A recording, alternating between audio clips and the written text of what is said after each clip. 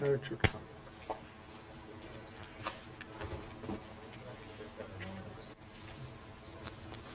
Okay, am I audible to everyone? Thank you. And is it recording there as well?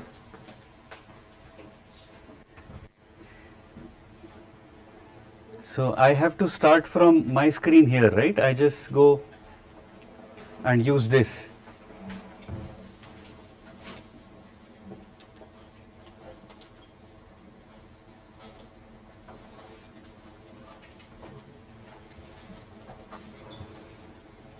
So is it recording my screen as well as this screen? Thank you. So it's 10 o'clock. Let's start. Thanks a lot, all of you, for coming. It's a very interesting day. We are starting the Maharashtra Quantum Technology Mission with the uncertainty and all the weather-related changes. And some people are coming, some people are on their way. But let's get started because that's probably half the battle won. As we start, we will request you folks to help the others catch up. And please take a seat.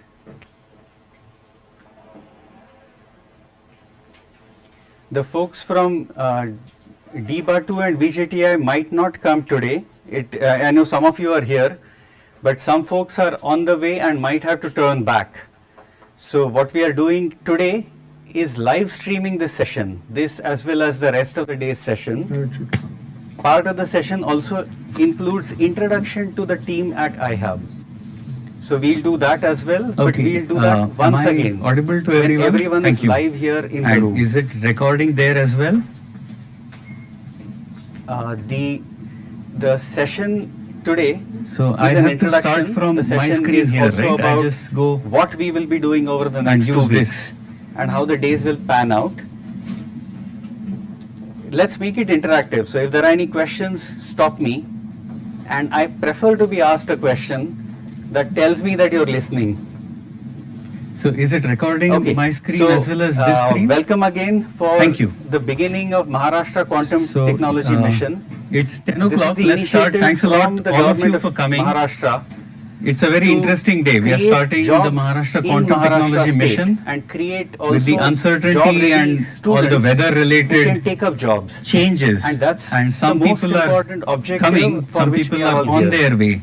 So, But let's get started because firstly, I want to that's congratulate probably each half of the you battle won. for getting deputed from your colleges to As play we this start, important role. There's a lot we of will request time investment, you there's a folks lot of money to help the investment. others And catch let's up. make the most of it. And The other point that I want please to take a make, and seat. this is probably more important, I have experience of industrial research. the folks from I do not have a lot of teaching DBA2 and experience. We VJTI have might brought not in come today. Teaching faculty. I know some of you are here. However, but there's some folks are collectively on a the lot way more and might have teaching to turn experience back. in the room among you. So what we are doing today What we are trying is to do live is streaming create this session, material this that will as well be as the rest ported of the back. day's So session. you can take everything Part of the that's on session the also LMS back with you. includes introduction We to are the trying team to at create an iHub. LMS that is as So we'll interactive do that as possible. well. But Okay. we'll do that So once once again. Audible to Bring your everyone. Thank you. experience, teach us And how is teaching it can be recording done. there as well?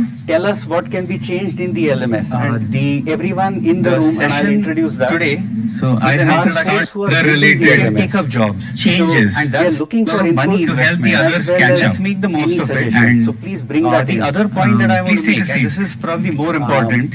This is what we'll cover. I have before we experience take of a short industrial break. research. The folks from I do not have a lot of teaching DBA2 and experience. VJTI might not come today. Teaching faculty. I know at some a of you are logical here. point. However, But there's some folks are collectively on a the lot way of and might have to teaching turn back in the room among you. So what Just we to are have doing everyone today on the what we are same trying page. is live streaming this We will session, go through this a as well as the ported rest of the back, day's so you session. can take creating. Part of the session also includes introduction to the team at iHub. LMS that is as So we'll do that as well. But once again, audible to everyone. Thank you. Teach us And how is it teaching recording can be there done as to the well? faculty Tell who us will- what can be who have changed been, in the LMS. lined up The for the next 2 weeks. the And I'll session introduce that. today. The same So I faculty have to are start agreed the to related be take up available jobs, changes, going that's forward looking for as well. money to help the For others online catch up. sessions. Make the We most make of that it. available. And Please bring the that to other the point that I LMS want to say, platform. this But is tell us probably more how important. you would like to This is engage what with we'll them. cover. I have And the experience of industrial research. The folks from I DBA2 and VJTI might not come today. teaching but sector I may be know some longer. of you are We here. are all However, but working some together. folks are on the So way it is and important might that have we to get to join know back. each other well. So what we Just are to doing know the today entire is house. live streaming We this are all session. This partners as well as in the this rest of journey today's for the session next that 2 we years. are creating. Every part of the Hopefully session longer. includes introduction to the team Let's and get the started. LMS that This is is as so we'll do broadly that as the well. objectives of Once this again, particular wonderful to routine. everyone who's live here As you and all is know, recording quantum there as well. technology Tell us is a what new can be field. changed in the LMS. In order to make sure Everyone the in the training session is introduced today. streamlined So I like across to the country, AIC team has come up with guidelines on what are the modules that we should be taught. The other point that I Most was of the facing is instructors, one of the more how important. do you like to This see is what we'll guidelines? cover. I have Either in the same experience industry document research. or I don't as a have guideline itself. What we have done for now is pick the first two modules, QT01 and QT02, for these two sessions, for these two entire houses. And what we have done separately is also created the material needed for QT05. That's available on the LMS. We will not be discussing this. And I also realized that a lot of faculty come with background in computer science. So this is a bit easier for Indira. We will deal with it formally in the next cohort of faculty, which will probably happen in December. So look out for this. And Yogesh, you want to wave Yogesh? So that's Dr. Yogesh Kulkarni. Based on feedback, I think it's right from Professor Bhatt, that was related to math prerequisite. So Yogesh has created a module that we have called QT00. That's the math prerequisite. It will be shared as handout. It will also be available on the LMS. And once again, we will not formally create space for talking about it, but go through it, and Yogesh is available all through the next 2 weeks and later also, I assume. So that's how we will cover topics. So these two are physics, and somebody mentioned that physics is a bit rough and so hopefully at the end of these 2 weeks, you will be confident to talk about the physics module going into quantum technology with Dr. Yogesh Kulkarni. The other kind of resource, and this will be hands-on, is the LMS, which also includes the Copilot that we have built. This Copilot allows you to ask questions. The Copilot asks questions, and helps you arrive at the answer. And Srirang, Dr. Srirang Karantikar, do you want to wave? So Srirang is also part of iHub. He has created the Copilot. And Sumit Kalekar, do you want to wave? Stand up and okay. So Sumit is the IT focal point. So these are the folks you can contact for different parts of LMS and Chandra Copilot, but help us build it better, like I said. This is an overview of how every day will pan out. Many of you are in the guest house, so the bus will leave at 9:15 every day. Unless something like this happens. Breakfast will be starting at 8 o'clock, so there should be enough time between the two. We will start the first lecture at 10 every day. Each lecture is planned to be 90 minutes. There are 3 lectures with a half an hour gap. That gap also is the tea break. And in between, at a logical point, every speaker here will provide a 10-minute break. So these are the folks. Afternoons, late afternoons are planned for various other things that you folks had mentioned. One is actually going to the lab demonstration for the quantum teaching lab. And Niranjan is going to, so Niranjan, yeah. So that's Niranjan, he's also part of the hub. Niranjan is technical officer. Sorry, can you introduce yourself? Breakfast will be starting at 8 o'clock, so there should be enough time between the two. We will start the first lecture at 10 every day. Each lecture is planned to be 90 minutes. There are 3 lectures with a half an hour gap.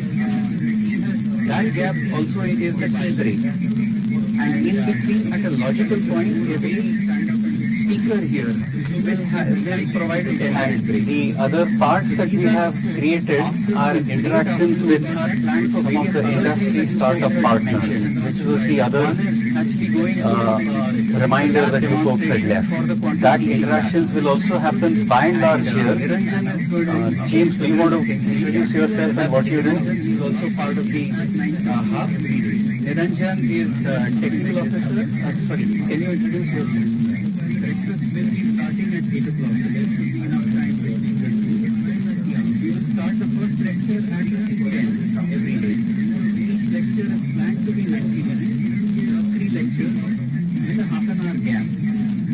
Thank you.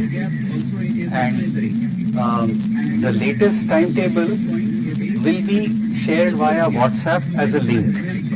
It will be updated periodically because we also see that uncertainties with teacher schedules needs to be accounted for. We've given you an early version of the timetable, but expect it to change. Have a look at it. The person who holds the pen for timetable is Charul. Charul, do you want to stand up and introduce yourself?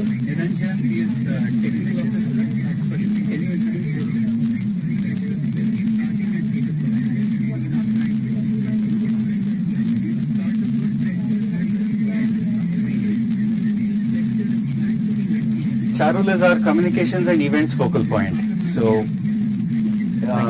work with her for anything that you need in planning. Or if your plans change, please inform Pramod or Charul. So I'm going to go through the introduction to the faculty, but maybe before that I'll request each of the other hub members to introduce yourself. Stand up and say your name and what you do. Sumit Chavan तुम्ही सुरू करा आणि मराठी किंवा हिंदी किंवा English कुठलीही भाषा.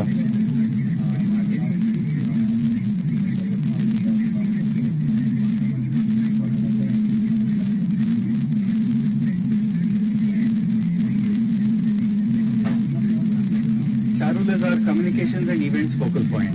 So work with her for anything that you need in planning. Or if your plans change, please inform Pramod or Charul. So I'm going to go through the introduction to the faculty, but maybe before that I'll request each of the other hub members to introduce yourself.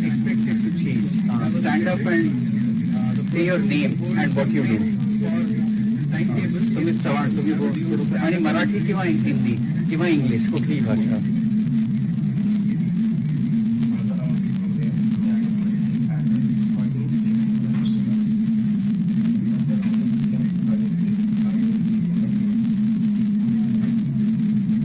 Charul is our communications and events focal point. So work with her for anything that you need in planning. Or if your plans change, please inform Pramod or Charul. Thank you everyone. So as you would have noticed, this is the start of a longer journey, but a lot of pre-work has happened before that. And these are the folks who have done all that pre-work. They are the ones who have pulled together the LMS, the financial plan, the logistics. Please help them make it even tighter if there are any misses. And I apologize if something didn't go right on that. That's just my personal responsibility. But they have done a fantastic job pulling it all together. So before we start, I want to take a minute to thank the office folks in pulling this together. Please thank them. Thank you. And you've done a wonderful job pulling it all together. So thanks a lot. December and subsequent ones will be even bigger. So please work with all of these people, ask them for their suggestions. And we need to make the next one with zero errors and probably even a bigger program. Thank you. Shifting back then to the faculty who will teach. Sorry, yes. Oh yeah, Avik. Yes. One last introduction. Avik, do you want to introduce yourself? Sorry about that. I am Amit. I have an associated with IIT QTF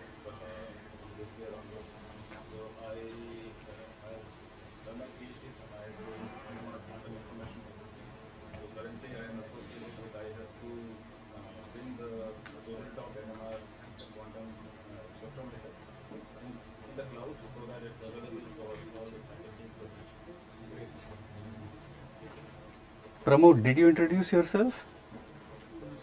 Why don't you take a minute and introduce yourself in Marathi, Hindi or English? माझं नाव प्रमोद शिंदे आहे. मी operation manager म्हणून इथे working करतोय. माझं department म्हणलं तर overall अकाउंट्समध्ये पण करतोय, त्या लॉजिस्टिक्समध्ये पण पाहतोय आणि So, anyone left to not done introductions? I think. Okay, thank you. Thanks everyone.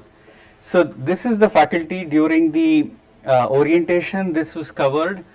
You will meet Professor Gangal and Professor Kanhere, I think tomorrow.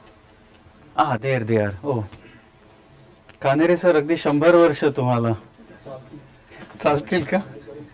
व्यवस्था केली झालं.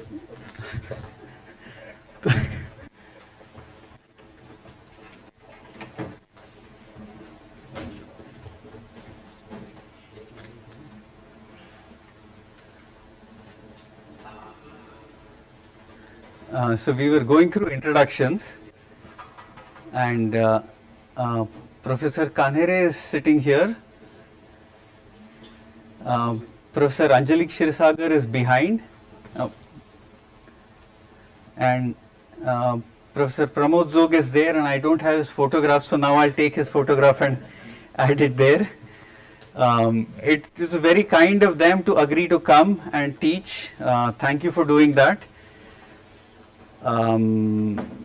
So a few days ago we had a presentation to somebody called Praveen Pardeshi ji, and he is by title the Chief Advisor to the Chief Minister. It's a long title. One of the comments that he made was it's good to see that we have lined up eminent teachers for this program, because in some ways it was his brainchild. I didn't tell him the secret of how we did it. All of these are my teachers. They have taught me. So in the physics, if I make any mistakes, I'll just leave it at that. Others that you've not met, oh yeah, Avik is listed here, Srirang is here. Umakant is a faculty in ICER, and he'll talk about the sensing modules. So that's the people. Shifting to the resources that we have. This is a tabletop NMR. NMR is an equipment that looks at quantum states, and it is used for spectroscopy. It is also used for imaging. And Avik has taken that spectrometer and converted that to a 2 to 4 qubit quantum computer. And that will be one of the primary resources until we receive the rest of the funding. That will be the quantum computer that we will use for working small programs. The front end that Avik and team have developed looks very much like the Qiskit front end, which should allow you to then learn here and then take it elsewhere. And this is available on the web. So when you go back, this is available to all your students as well. And that's what we want to ensure, that the students have access to a quantum computer from day zero. LMS, we talked about this. The LMS involves various types of teaching resources. Videos, notes and animations is a bit more common. What we are trying to pull together is all the resources in one place. So one point of truth. The speakers have been kind enough to provide us notes, etc., and we are pulling all that into the LMS. Most of these videos will be recorded, placed on the LMS for you folks to look at when you go back. And on top of that is a co-pilot that allows the students to interact with material, which is part of the LMS as well as material that is outside. So that reduces the burden on the teacher to a small extent in terms of the student learning outcomes. Any questions? Any comments? So what we will do is every lecture will be provided either via slides or Blackboard talk, which will be recorded. since today a lot of people are also missing, today's session will definitely be live streamed on top of being recorded. Then it goes on to the LMS. Besides the lecture notes, there are quiz and classroom activities that we will try out today and in the next 2 weeks. This is an image of the lab. Please take the time to visit the lab. Niranjan is going to set up time where you can go to the lab and do the experiments. By the end of next week, we also need to come back with a finalized list of the capex, the non-recurring items that the Maharashtra government will fund. So please have a look at our lab and then decide what you would like to do. We have a much smaller class size, so we have a smaller area. But in your case, the class size, if that is bigger, please plan the lab commensurate with your class size. Niranjan has gone through a lot of learnings in terms of what needs a dark room, what needs dust-free room and all that, and work with Niranjan to plan your own teaching lab. This was an activity that's planned for the next Saturday. All of you are welcome, including the iHub staff. But the condition is let Charul and Pramod know whether you are going or not going. This is it's a telescope close to Pune. It's about 80 kilometers from here. We will look at the weather closer to the date and make sure the plan is safe. The telescope is managed by Ayuka, so they have given us permission, thankfully, to take a small group there. We'll need to plan it fairly in advance. So if you do want to come, let Charul and Pramod know.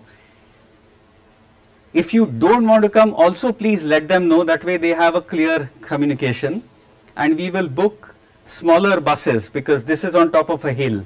So only small vehicles go on top. Besides this, we had circulated a Google form. We are still awaiting some responses. That's necessary also for the medical emergencies, etc. We would like to keep some record. So if you haven't filled out the Google form, please fill it before lunchtime today. Okay, one other thing. As you all know, we are waiting for funds. When we receive the funds, we will create the access to either of the quantum computers or a quantum simulator via NVIDIA GPUs. And we have lined up all the quotations and all that for that. Until then, we will use our NMR. So that's kind of the key resource until then. We are starting today. This is the first cohort.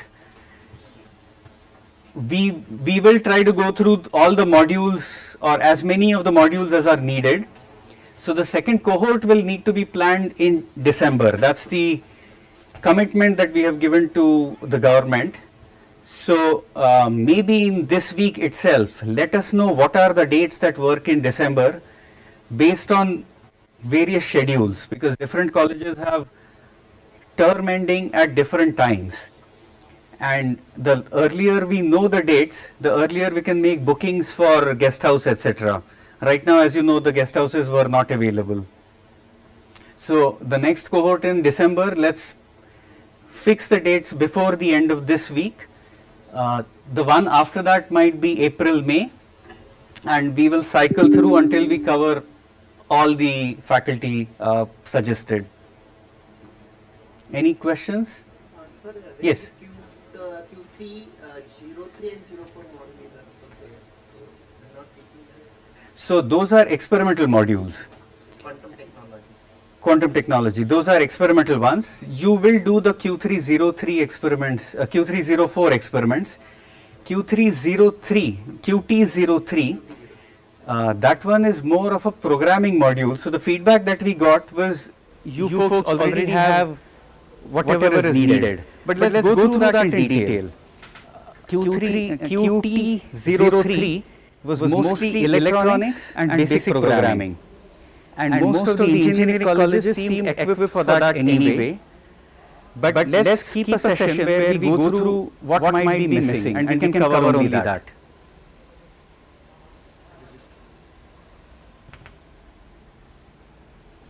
Okay, we covered this, the iHub team is introduced. So do leverage the team as and when you need various kinds of advice, help, support. And this will probably become more and more acute as we go into the next cohort, which is going to be bigger. Any questions?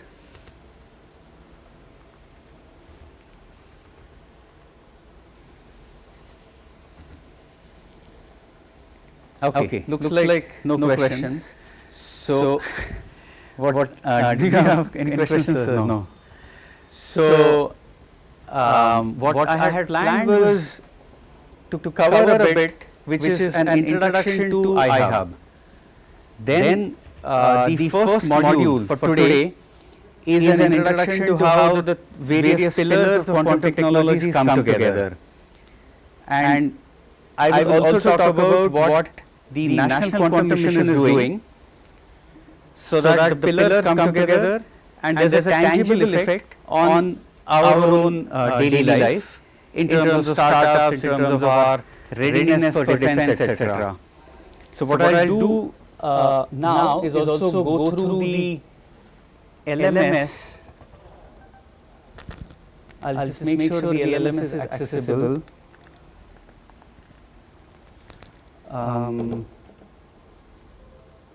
Will it connect from here? How do I switch the screen?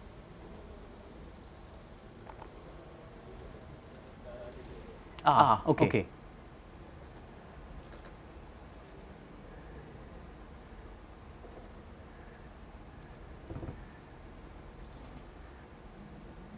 Okay, good.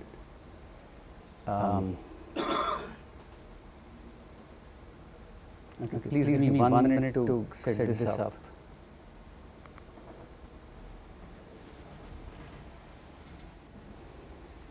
So what I have for today is I have my slides.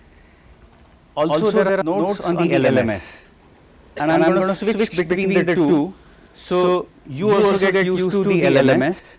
Feel free to take out your laptops, log into the LMS. Most of the logins are already ready, I think. Are they ready, Sumit? And we have shared them. So feel free to log in. That way you can do the activities on the LMS live. Is it shared on email, Sumit?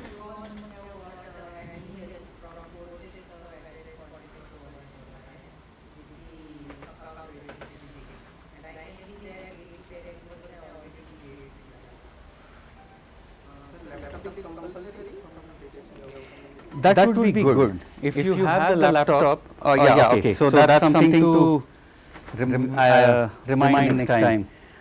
If you have the laptop, then you can use the LMS in the class. Perfect. Tomorrow is good.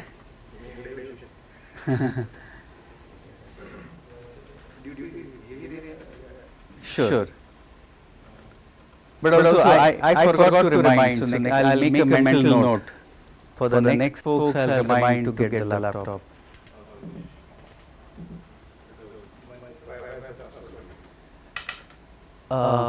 Charul, do you know the Wi-Fi password here? What's the Wi-Fi that they should use?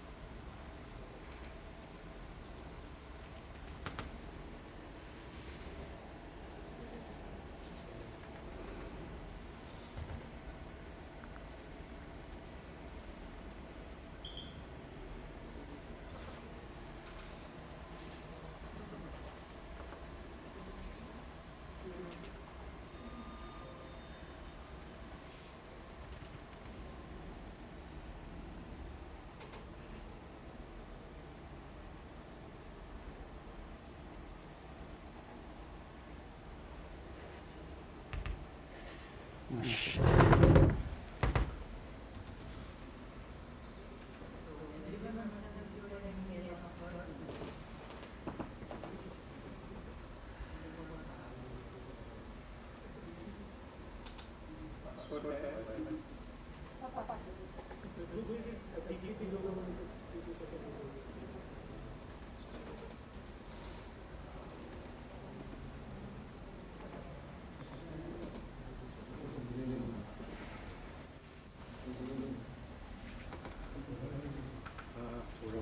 you want water?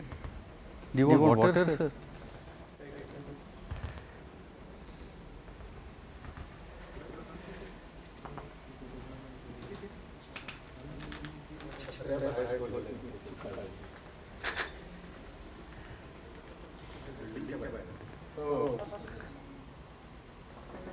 Oh, खालती ठेवून ठेवलेलं आहे का?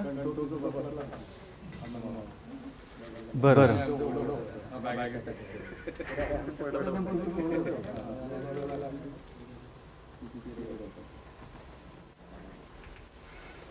हो, आज पावसाने एकदम गडबड केली आणि इतके दिवस पडला नाही.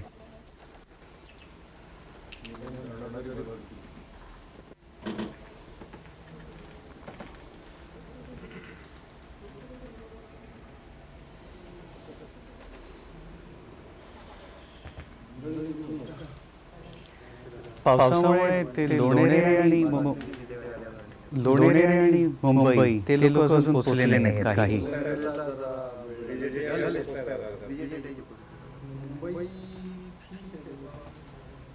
हां हां हां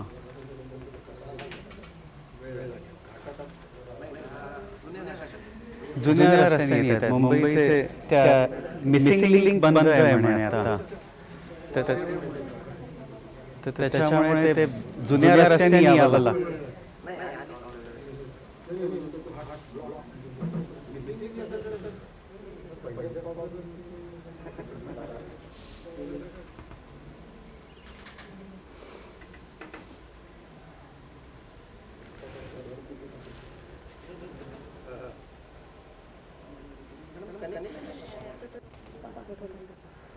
You shared it. Okay, good. Thank you.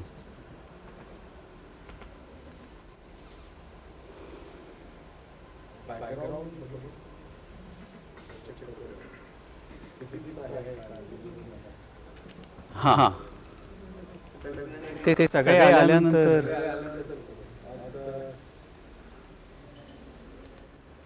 I think yes I think तसं करावं लागेल.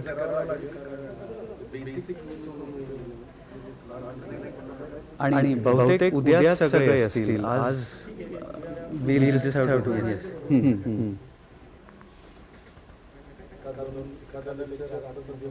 Yes.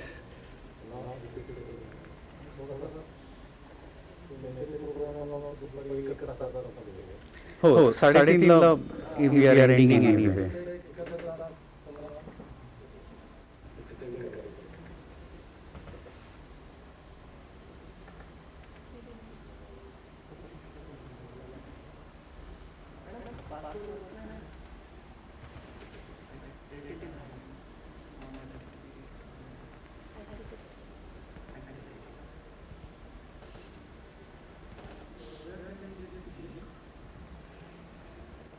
So is it connected? Those who okay.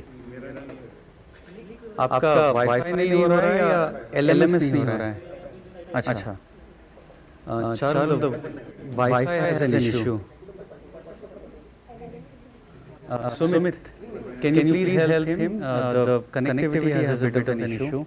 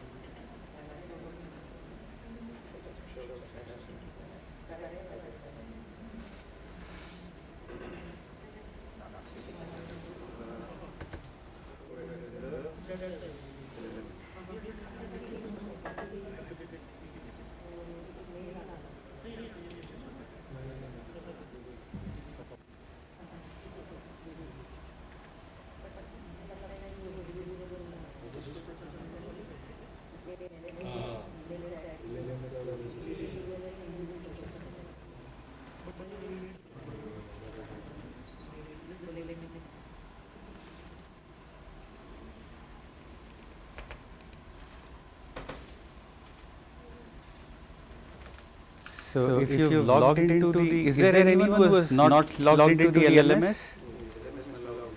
Acha, okay, let's give it 2 more minutes.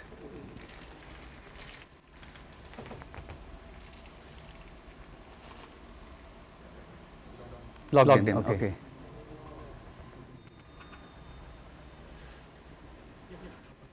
Thank you. Then Taki ji, tomorrow the new people who will come, please help them log in. Yes.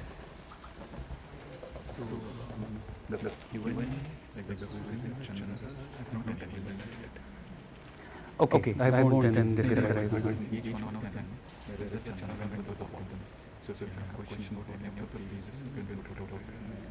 But, ठीक है. I just want them to see the interface. That's right. I saw that. That I saw.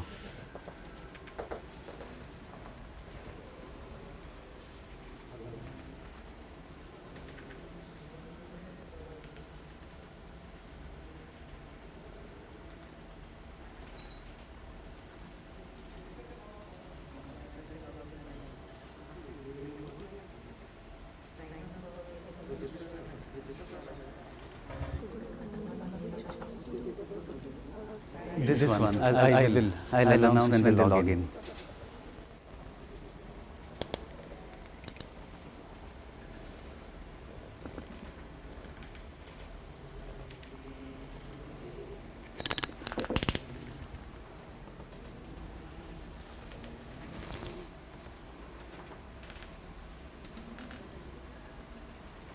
So everyone with a laptop, everyone logged into the LMS? Okay. So when you log in, please look for this course and get into this course. This is what we called it.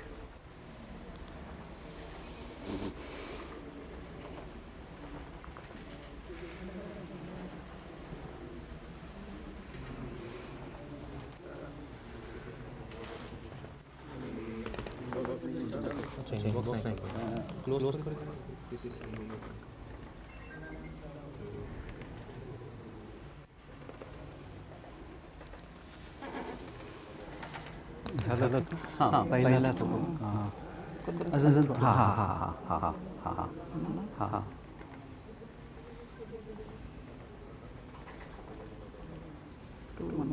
तुम्ही log in केलं आहे का Sumit can you please check why ते दाखवतील नाही connect झालं is logged in पण ते कोर्स एनेबल नाही झालं त्यांना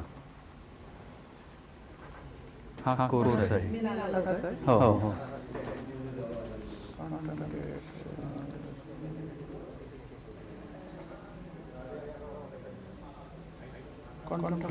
हाच आहे हा नाही क्वांटम टेक्नॉलॉजी नहीं सॉरी ओके माय अकाउंट अच्छा एक मिनट हाँ सॉरी कोर्स नंबर QTF हो पण हा आत का नाही झाला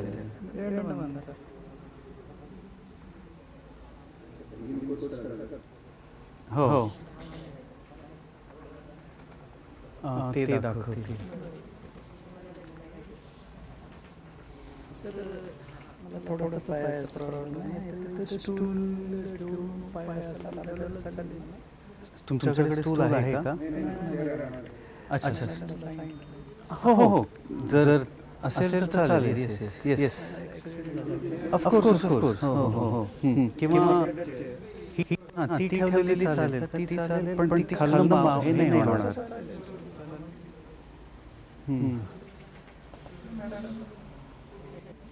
हां पण छोटं स्टूल इथे आहे की नाही मला माहीत नाही आहे हां तुम्ही खुर्च्या त्या 2 खुर्च्या लावता का इथे ते जास्त सोपं होईल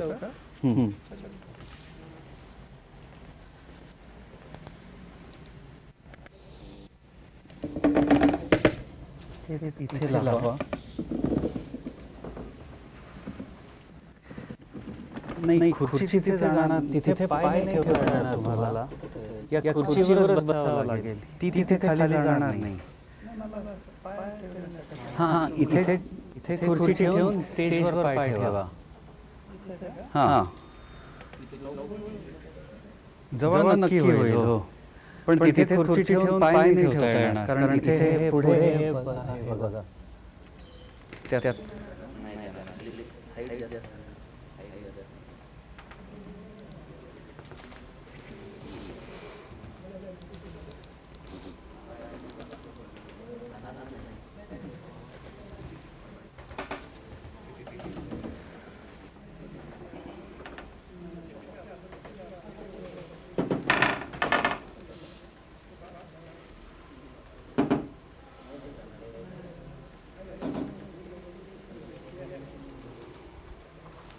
okay, is it connected? Is your Saki connected? Okay, नहीं हो रहा है. Maybe in the break you can work with it. But let's get started. So this should be the program you should get into. And as you can see inside the program there are various topics covered. Each of these topics has notes on the side. Is this clear, folks? Everyone, can please have a look at this. Do you see this screen? And at the end of this, there is the co-pilot. So for the topic, if there are questions, the co-pilot can be engaged for a deeper discussion. And every topic has three parts by and large. One is notes. We will add videos after some time. There is an active learning module which is about a discussion, a class discussion. And then followed by that is a quiz. So active learning is to be done in a group. Quiz done individually, and that remains inside the LMS. That's how the LMS is structured. And the hope is when you go back in the class, you can also engage in this format if it is effective. So this was advice given by the science learning team here. Active learning is a point where the students learn more because they engage and there is a lot more peer-to-peer learning. So if this is it, then I'm going to shift back to my slides. And the slides are aligned with the notes that you will see here. Sorry, all of these. So let's switch back to the slides. And what I have done in slides is first I have good morning. Please take a seat. Good morning.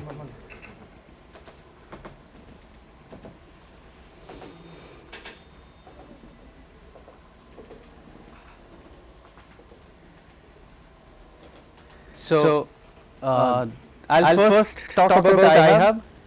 I will then talk about what is called the second quantum revolution, and then how the National Quantum Mission comes together, which is the first module in QT001.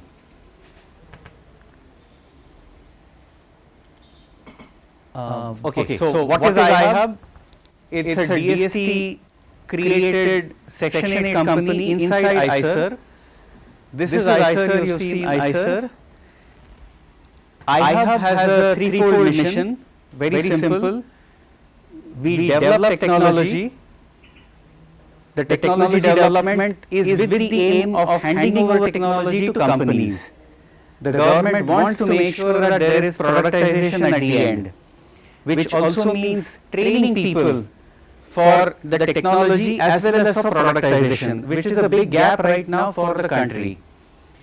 In India, we are very good at creating research. We are not good at converting that into a product. And that's a mindset change that DST is trying to introduce through companies like iHub, which are Section 8 companies, so they bring the discipline of being a company while being embedded in an academic institute. The third part is engaging with startups. Our mandate is to promote startups. We incubate them, we fund them, we also give them support in the sense of shared infrastructure. And currently in India, the availability of hardware startups or support to hardware startups is somewhat limited. And that's where again iHub comes in with a unique support system. So the hope is all of you are able to engage with this, make the most of it, and hopefully go back and create systems better than this in your own institute. This is again what iHub has been doing. We have worked with institutes across the country. We have worked in a format where we have given projects, we have supported fellowships, and we have also created a number of incubation mentorship opportunities for various individuals. We work very closely in partnership with companies because a lot of research infrastructure or technology development infrastructure doesn't exist. We would like to create it and make it available to the community. So we create these partnerships and we expect the community to then leverage that partnership. So we worked with institutes across the country. You're welcome to utilize all of these relationships that we have created. This is another question that we have discussed in terms of internship opportunities and also project opportunities. So we can make all of this happen. Let's work together on that. This is a summary of the program. None of this should be a surprise to you. We plan to work in a hub and spoke model over the next few years. So this is a bit of the physics fundamentals. This is a bit of why quantum technologies right now. I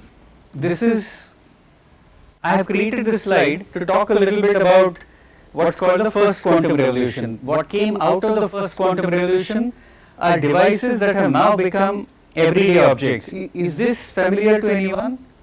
Does anyone know what this is?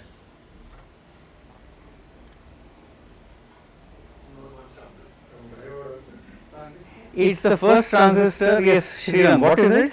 The first transistor. Where was it made? AT&T Bell Labs. It was made in Bell Labs 1947, which is an interesting year for all of us. It was the first semiconductor transistor demoed in Bell Labs. And it looked like an object as big as this about. If you look at where we are now, a typical GPU card has billions of transistors. So sizes have changed. Everything else that you need to make a transistor is very different from how it was about 70 years ago. And this is how the first quantum revolution has hit our lives at this point.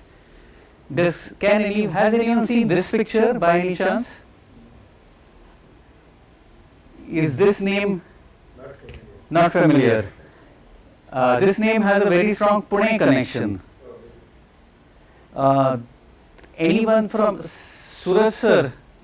हे नाव तुम्ही ऐकलंय का? Kumar Patel passed out of COEP.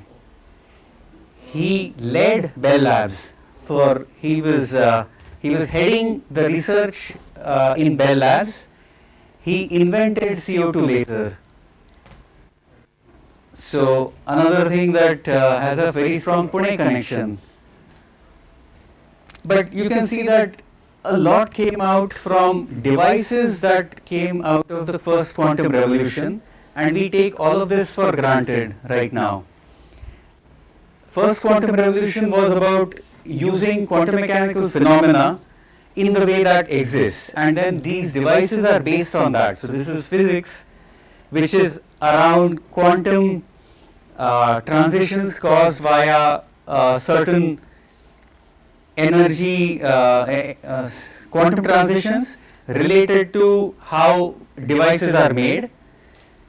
This was based on physics that was discovered about 100 years ago. which is why last year 2025, last year was designated as the year of quantum, International Year of Quantum. So, is this familiar? Right, I have deliberately picked it out from class 12th notes. So, this is Bohr's model, which was the first point at which quantized electronic shells were proposed and then supported via experiments. This is familiar to all of us. In a very simplistic way, this is the nucleus, and then you have electronic levels, 2 electrons here and more number of electrons as you go out. However, this is not the absolutely correct atomistic model. When you look at quantum mechanical solutions, which will be discussed in the next 2-3 days, each of these levels splits into multiple layers. The other part is also this split in energy is related to environmental factors such as magnetic field, and that can now be used both for probing magnetic field in the form of a sensor, or it can be used to cause electronic transitions between these levels to use as potentially a computer. You have 2 states, and if you can manipulate electrons in the 2 states, and if the states are stable enough, you have created a 0 and a 1. And under quantum mechanical principles, then you can run a computer. So, you can already see that as you go from this picture to this, you can make sensors, you can make computers, and you can make them in a format that they could unleash a much higher power, and that's the second quantum revolution that we are currently in. So, this is how a laser typically works. Is this familiar? Does everyone remember the background of a laser?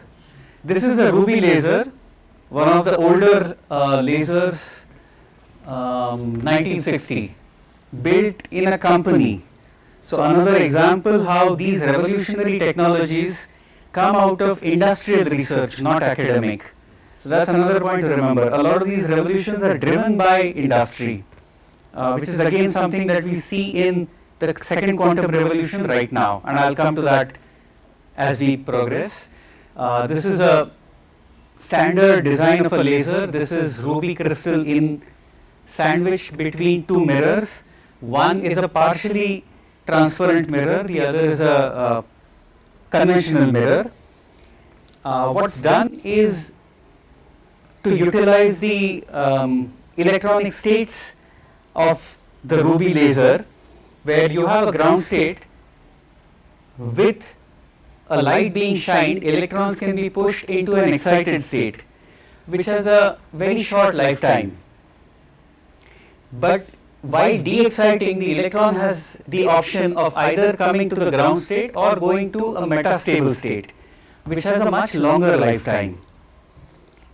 So, in the process, by pumping electrons with energy, this higher energy state is excited, and it becomes more number of electrons end up here than in the ground state, which is counterintuitive to how nature is. Nature likes to have everything in a lower excited state, the ground state, whereas in a laser the starting point is having a metastable state with a long lifetime, then populating it, thereby causing a population inversion.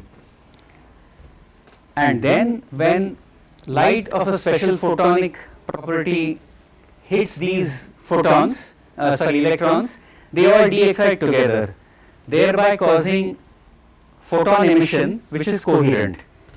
All the photons are exactly identical to each other. So, that's the beauty of lasers. And because there is a lot of electrons in the metastable state, the intensity is very high. This is all principles based on the first quantum revolution, but now it's a device that is an everyday device.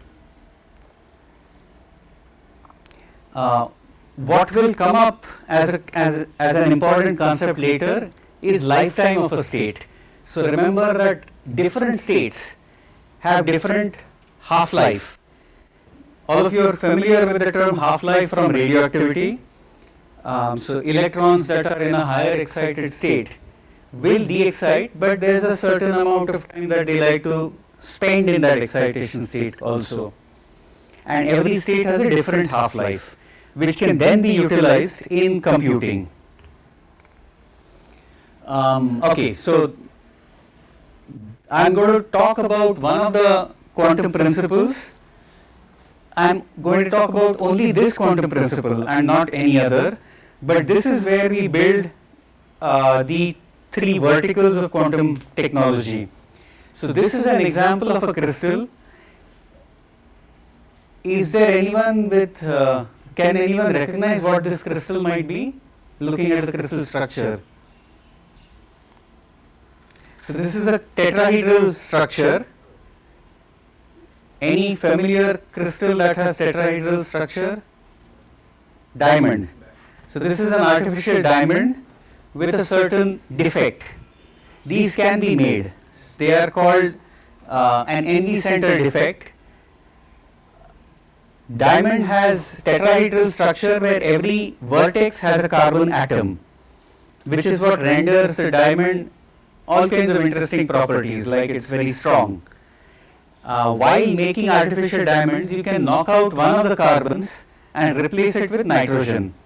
Then in the vicinity, to manage the valencies, a defect is created, which is a vacancy. So this is structure of an NV center defect. And if you look at then the electronic structure, the electronic energy levels of the NV center defect, then this is the energy diagram. So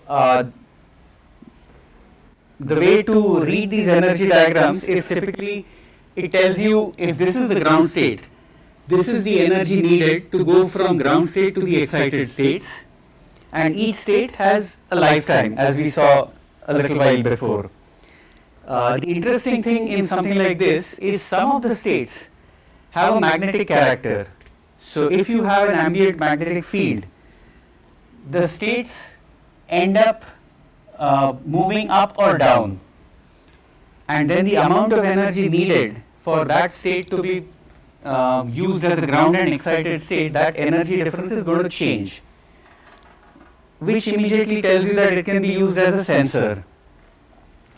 The other interesting part, which will come up in one of the later lectures, is that the electron, which is here, based on the conditions, likes to be in two states at the same time. So there is a certain probability. Is there a question, Suraj sir? Yes, sir. Is there a question? No, sir. I just want to understand that you said that the diamond is artificial. So can we have similar type of structure? Say for example, if we are having multiple diamonds, right? In that by default or by say error, such type of diamonds can be there in reality. So these are made.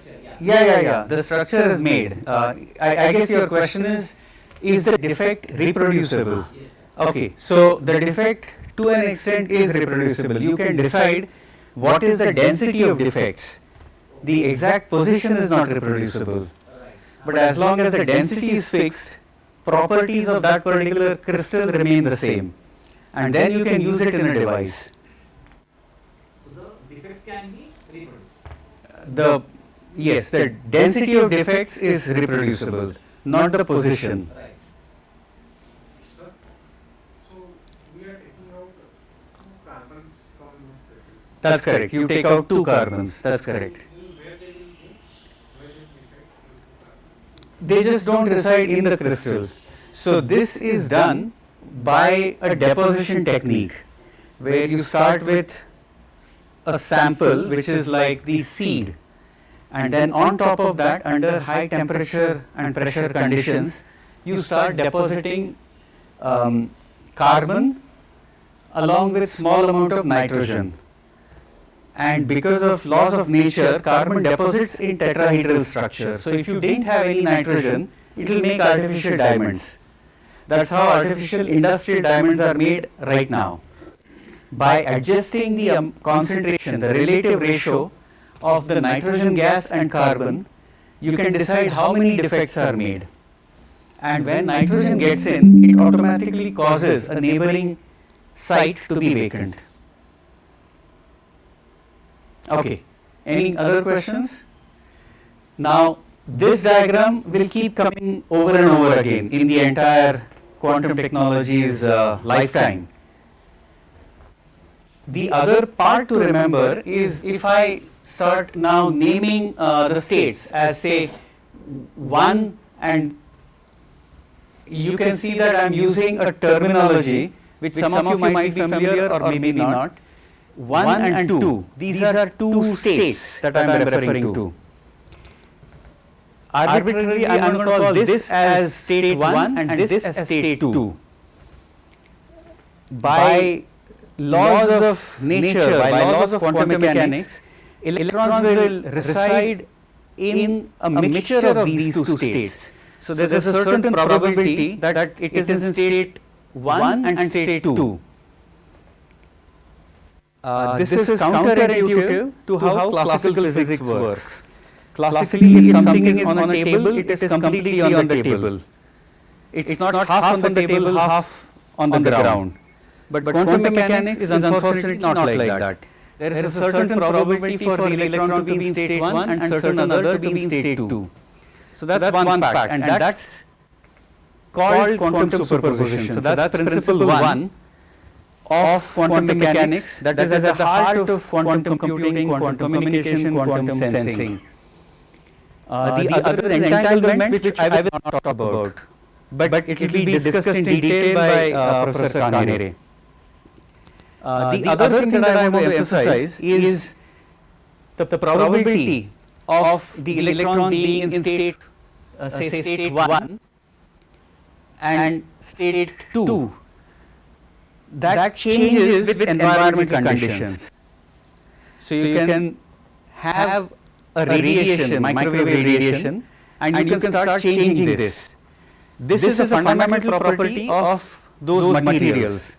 And the person who discovered this was called Isidore Rabi, and I forgot to name it. But is there anyone here who has seen the movie Oppenheimer, or is there anyone who has not seen the movie Oppenheimer? Not seen. Okay. Okay, so that's homework. Please watch the movie Oppenheimer, because Isidore Rabi is one of the central characters in the movie. And he discovered that unlike classical probabilities that we know, in systems which are quantum mechanical and two-state, if you shine them with microwaves of exactly so much energy, then you can cycle through the probability of electron being here and here. And these are cyclic oscillations. So the probability is high in state 1, then low in state 1, then high in state 1. And these are exactly sinusoidal probabilities. So this is again something that has no classical equivalent. The laptop will always have 100% probability of being on a table. And whatever you do, that probability will not cycle through sinusoidal structure. This kind of a resonance is then at the heart of how sensing works. And this resonance is exactly what creates a quantum gate in a quantum computer. So let's look at that a bit more in detail. I'm going to use the same example. So like I said, I did please miss it. Yeah. So these are called Rabi oscillations. These oscillations happen in a sinusoidal way when in two-state quantum mechanical system, if you shine light, if you shine oscillating electromagnetic field, madam, you will have all the slides. So don't worry about this. This will be part of the LMS, and the nodes cover it also. So, this is fundamental property of quantum mechanical systems. In a two-stage system, if oscillating electromagnetic field has energy exactly equivalent to this energy difference, then the probability cycles through sinusoidal in the sinusoidal way. So now imagine how you could use this as a magnetometer. These energy levels are separated by a factor which is proportional to the magnetic field. This separation is related to the magnetic field that is ambient to the diamond, artificial diamond. If there is more magnetic field, there is more gap in the energy levels. It also, for an artificial diamond with one NV center, it's fixed. When you go to something else, it does change. Yes, from material to material, it will change. So, what you will do is look at what material you have and then decide this gap. Then you shine a laser, you shine a microwave radiation, you bring a microwave radiation source, shine the object with microwave of varying frequency. So, you scan the frequency, and at a certain point you will see that the microwave is absorbed preferentially. That's the resonance condition. And then you can back out what is the magnetic field. This is clear?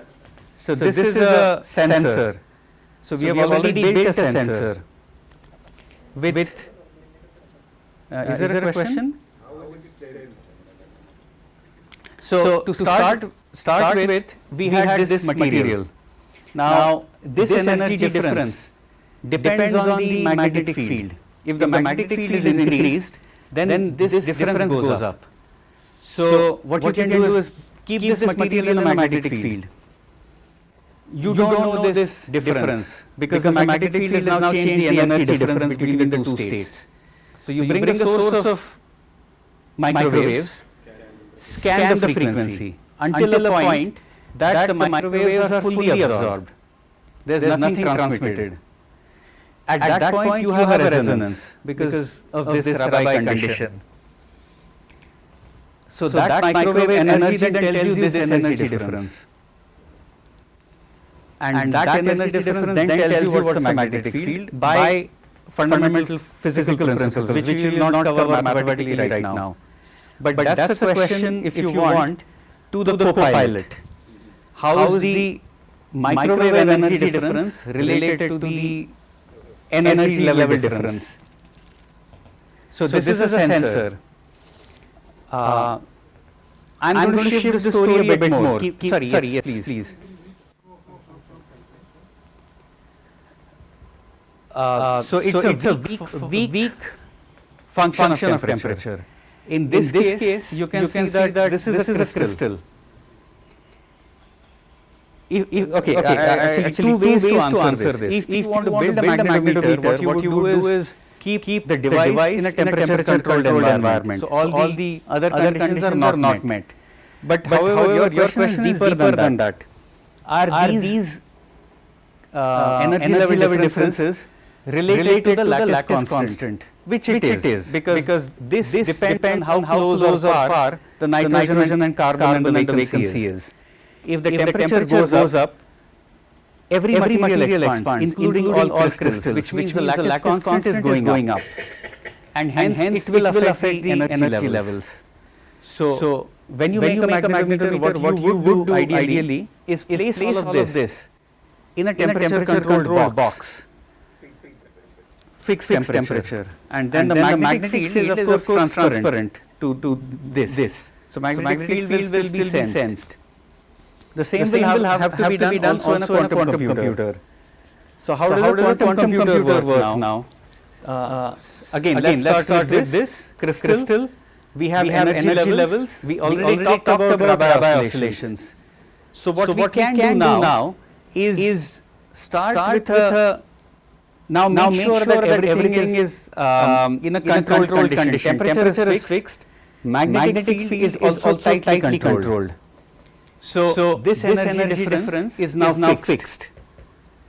Now if you shine a laser, if you shine a microwave beam for a fixed amount of time, what you can do is oscillate this probability from 1 to 0 or anything in between.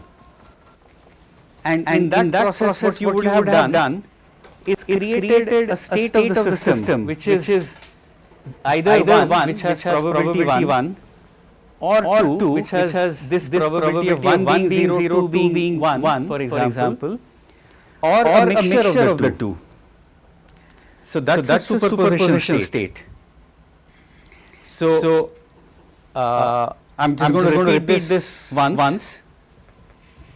We have a crystal, we have a quantum mechanical system which is a two-level system which translates then to an oscillatory behavior of probabilities of seeing that state in or the other state when there is an oscillating electric field applied, electromagnetic field applied, which we do with a microwave signal. And this is at the heart of all of quantum computing. You have a pulse of magnetic field covering a certain amount of time, and depending on the time, if the magnetic field, the microwave field is resonant with this energy difference, you can switch the state in a cyclic order. And the way this is different from classical physics is you can have a mixture of the two states. So the electron can be in 1 or 2 with a certain probability. Any thoughts?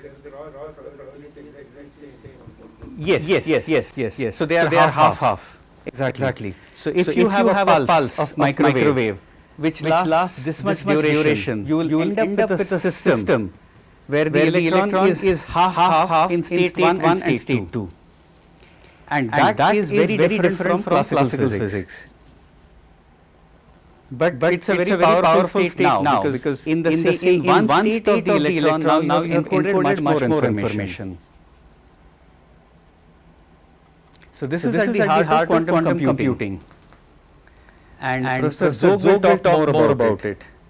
So we talked about how an atomic system has discrete energy levels, and the difference in the energy levels depends on ambient conditions which can then be sensed via Rabi oscillations.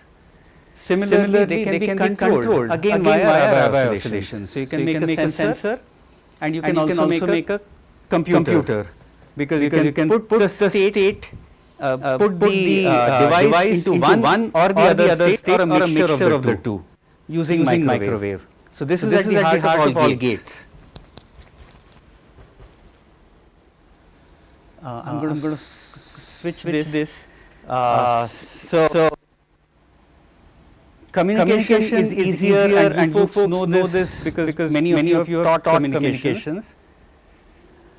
But let's switch to now. So this is second quantum revolution, more detailed coming. This is the history of how the second quantum revolution is hitting India. When did the quantum story start in India? Some time ago, Department of Science and Technology realized that we needed to build quantum capability. The discussion started in about 2014-ish, I think. 2017 was one of the missions called Quantum Enabled Science and Technology Quest that was kicked off. And 2017 was when Department of Science and Technology gave funding to create equipment to enable quantum research in many places. So that was the first mission. The second mission is called National Mission on Interdisciplinary Cyber-Physical Systems. By this time, DST had firmly moved into a mission mode. DST wanted development of technology, development of startups, and talent development. So under this mission, 25 hubs were created. One of them is the iHub that we belong to, and this was out of 25. This was the only one for quantum.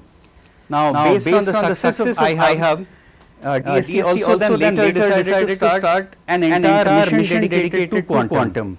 This has a much larger funding. This was approved by Lok Sabha, I think in 23, with the same kind of mission, develop mission objectives, develop technology, talent and startups. And you've seen a lot more news around this. So this is what has led to the demand for more teaching, more engineering courses in major and minor ways. So a little bit about what have these initiatives led to. I'm going to take example from iHub. So iHub, okay, let's go back. This is one other point. So iHub came into being in 2021 as an incorporated company.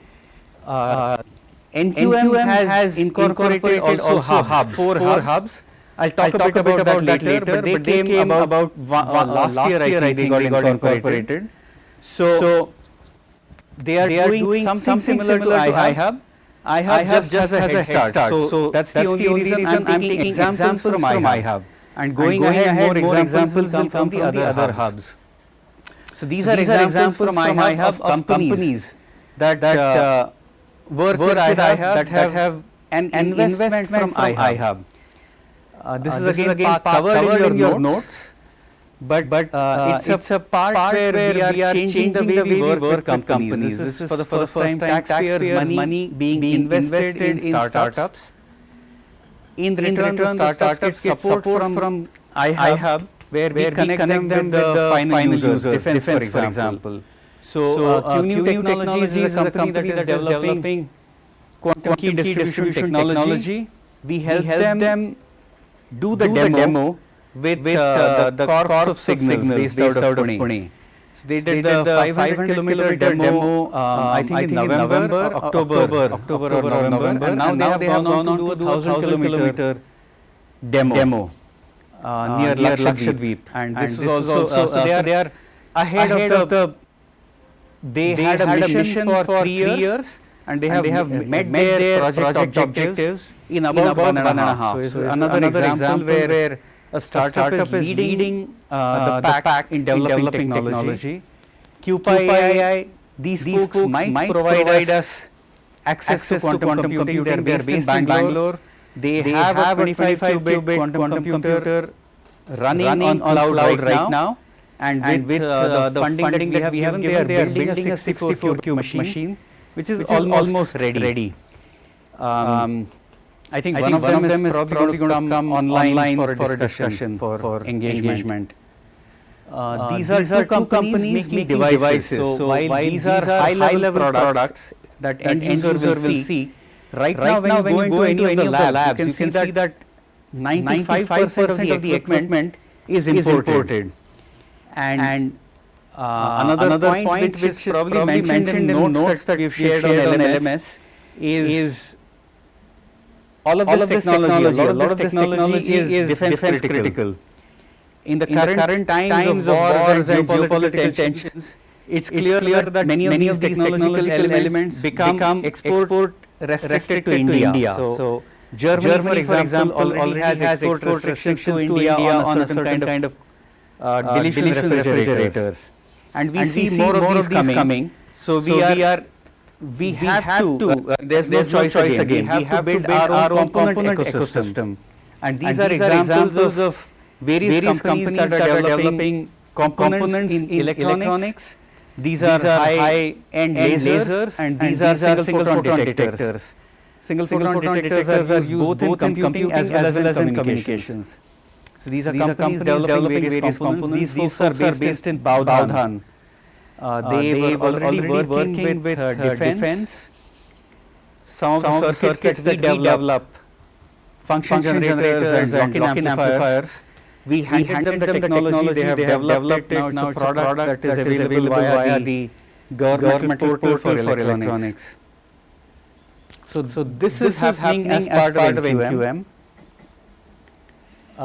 The other thing is around technology development. So, as I mentioned, I have funded many projects across a large number of institutes in the country. Over time, we have taken a step back and looked at what are the projects which will eventually become technology, and what are the projects which will write papers, research papers. And while both are important, we wanted to focus on the technology development aspect. So we have shortlisted 4 projects where we are providing additional support to go from the lab into a commercialized product. The first one is an amplifier. It's a low temperature amplifier based on the same Josephson junctions which are used in quantum computing. And this is now a startup based out of Mumbai. NV Center based magnetometers, which is the example that I took for everything that I talked about. This is a project in IISER Bhopal that we funded, and now we are working with a company which is not listed here, I forgot. It's a Hyderabad based company called Scient.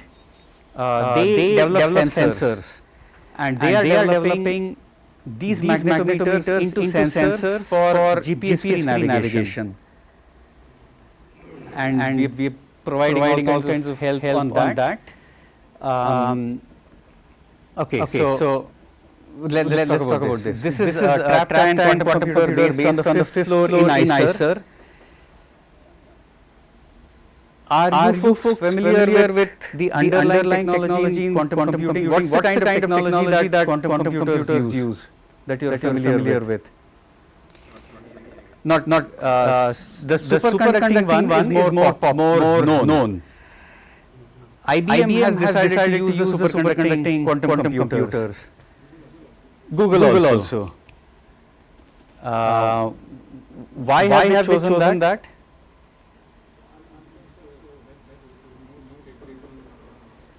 Also probably because the right. So the superconducting one relies on conventional fab process, nanofabrication, which is a mature technology. So they just went down that path.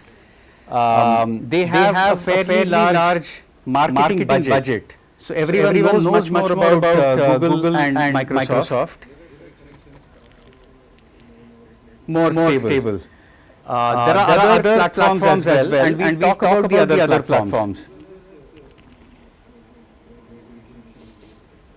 Error correction, yes. So please don't forget that there are many platforms that make quantum computers. We talked about NV Center based magnetometer, NV Center. Oh God.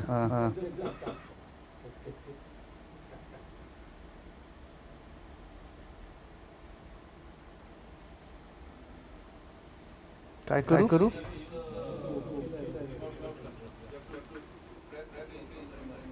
But यहाँ पे नहीं है वो.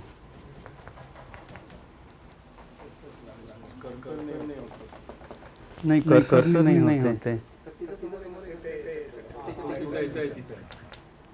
Oh. So we are developing a trap-time quantum computer which you will get to see.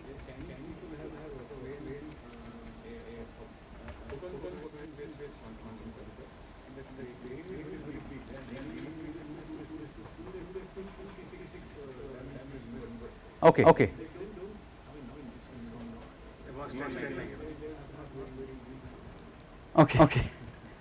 I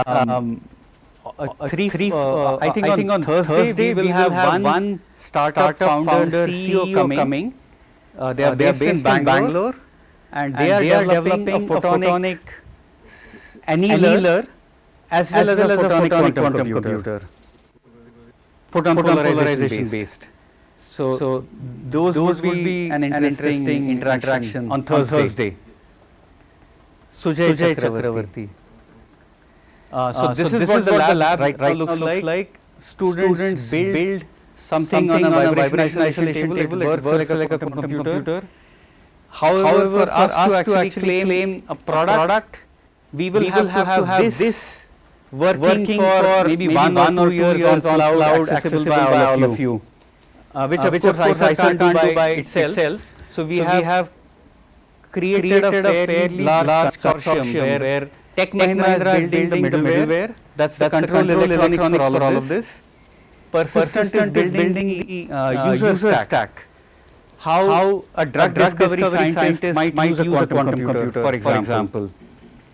And it's not about it, but when everything succeeds, all of this will be available via cloud.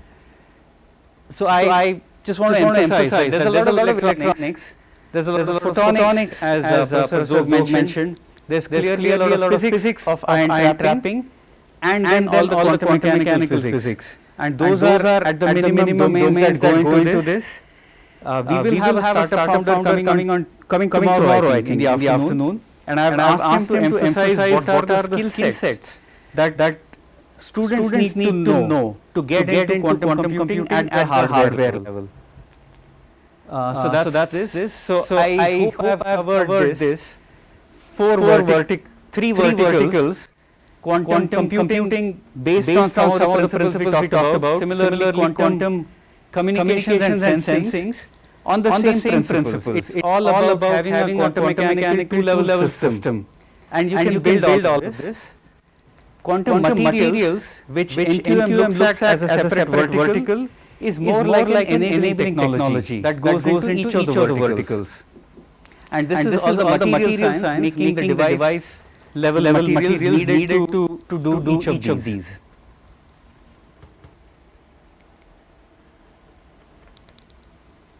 Just last month, there is a Scientific American dedicated to quantum technologies, which has 3 articles, one of them asking the most relevant question, is it a hype or is a device just around the corner?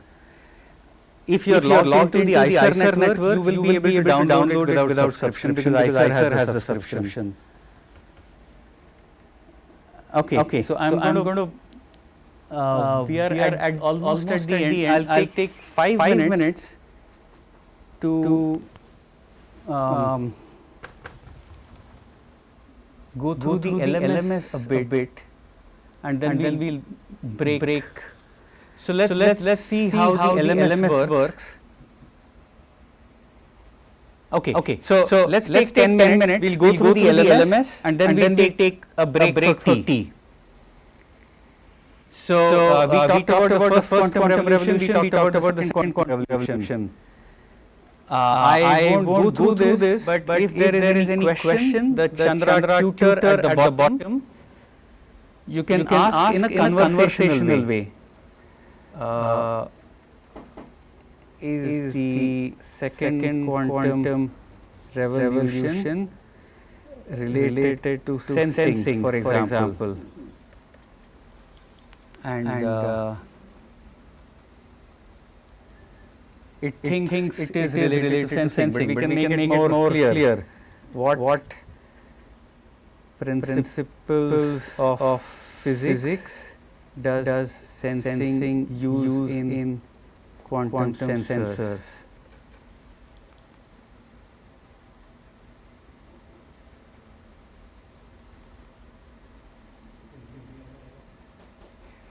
That's a fantastic question. Thank you. Quantum sensors leverage some of the most fascinating and counterintuitive principles of quantum mechanics to achieve extraordinary levels of precision. You've touched on the idea that the second quantum revolution involves the direct manipulation of individual quantum states. Can you remember what specific quantum phenomena are key to this manipulation? It's asking a counter question, which is how the copilot is built. It's meant for students to arrive at a question through arrive at an answer through multiple questions. The notes are meant to aid it. It's not giving you a direct answer, because there's also that's part of learning. If you are asked the right questions without getting tired, you arrive at the right answer. In the interest of time, I won't follow through this, but this will eventually, is that okay? Okay. And yes, please. No, it will be good if you do. Now is good. So, just wanted to add a couple of things. So, like Kunja already said, the intent not just to give the answer, not just ask a question try to give you pointers, try to have use things about in this is a little bit odd because it's like a descriptive, but when you talk about technology, you'll see that in action. There are two or three goals out here that Kunja already talked about. One is this very tightly regulated REST. So based on the conversation that we have, it is going to modify what you see in the LMS go forward. So the LMS itself is not static. The second thing is we are collecting a lot of data, not personally isolated data, but we are collecting data that is intended to give users feedback. So rather than just doing say and saying, oh, you scored so much on the test, this is tracking how much you actually answered the material. So don't treat this as optional. There is going to be another module that actually asks you questions and you engage with it. But the more you interact with it, the better it can evaluate how much you understood the material that you talked. And the third thing is this is going to be summarized across every one who uses that platform. So that gives feedback to the instructor. So if you're talking about 5 or 6 different topics, people are very confused with one topic. We hope to capture that information so that the instructor knows that they need to explain that part of it more. Right? So the more you interact with them, the better it becomes. We hope that you interact with it a lot during these 2 weeks. So by the end of these 2 weeks itself, we are going to have all of you are EITs, but we are hoping to get additional EITs at the convocation. And we are hoping to show summary of how you interacted with this. Because this is, we think relatively unique. It is a tool that can be very useful as a teaching aid. And our hope is that you back to your respective institutes and start using it out there as well. So all of this data will be presented at the end of these 2 weeks. So do use it. Ask a lot of questions. There are no good questions. Just ask, learn, and give us feedback about what happens. A lot of times, so this is based on an LLM backend. What we've seen is a lot of times, you ask it asks you a question, the answer is completely correct, and it says, no, but have you thought about this? And you go to kind of work a little bit to get the right answer. So if you see that, just take a screenshot and send it over. I want to confirm that. And there will also be situations where, it kind of spirals as well. It does a lot of math involved, and may not render properly. So not just in Chandra, but even as well. If that happens, just take a screenshot and we'll fix it. Okay. Thank you. Use it and use it and let go. Yes. The entire data that supposed to be stored or is available here. Or what we feel. So this is very typical. So look at each section. The Claude interface has inbuilt summary of that section. So if you say, I didn't understand question 1. I haven't put in all of that information because otherwise it takes many. So you might have to say, copy paste this question and understand that in a bit more. But it is tied to, for example, this is talking about the second quantum resolution. So it has a reference about what is the second quantum resolution. So there is some context related to the section of the UV that you're talking. So it's kind of like quantum technology or like quantum mechanics. It's half-based. It doesn't have everything, but it has some concepts. Any other questions?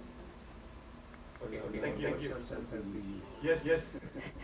So as Sridhar was speaking, I played around with this further. So our starting question was is the second quantum revolution related to sensing? Chandra said absolutely is, let's make it more specific. Then it asks, we ask the question, what principles of physics does the sensing quantum sensing? And then it's a good question. Can you think about what the principle might be? Can you remember which specific quantum phenomena are key to the manipulation?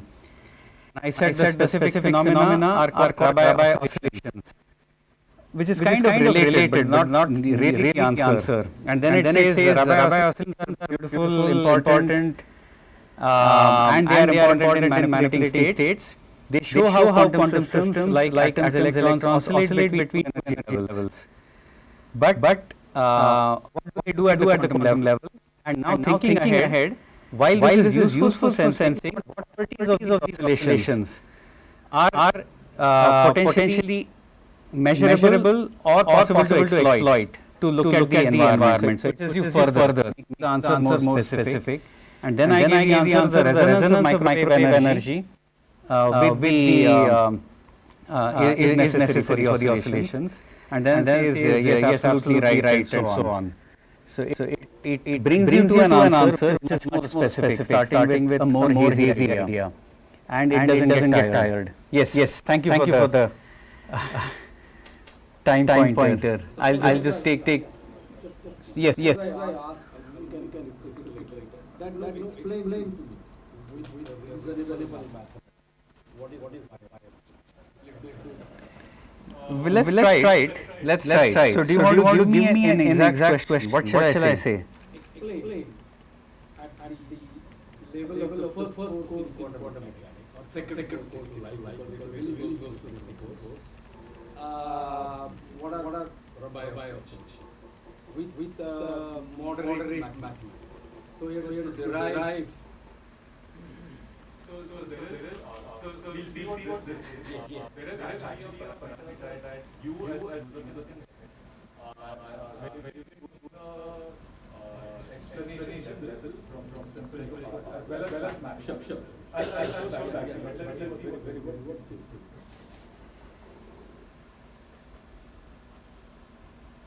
So maybe you can increase the font size. Shall I just drag like this? Okay. Is this better? It started with time.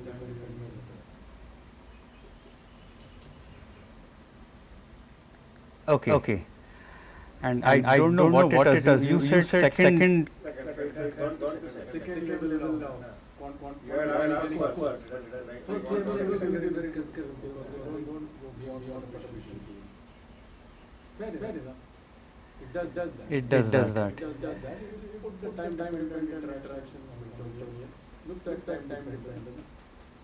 And then started. Yes. And it's also formatted quite well. Okay. Fair enough. And here you can keep drilling down. So Yeah. something. You can ask more and more. You will show me how the integration. Yeah. It will not get tired. It will keep going further deep. So we'll take a break now, and we'll come back at exact 12. And I'll take a little bit more time on the same one before we hand over to you. Okay. So I'll go through the active learning part, and then I'll because I want to show the LMS. Thank you. So let's get back at 12 after a tea break.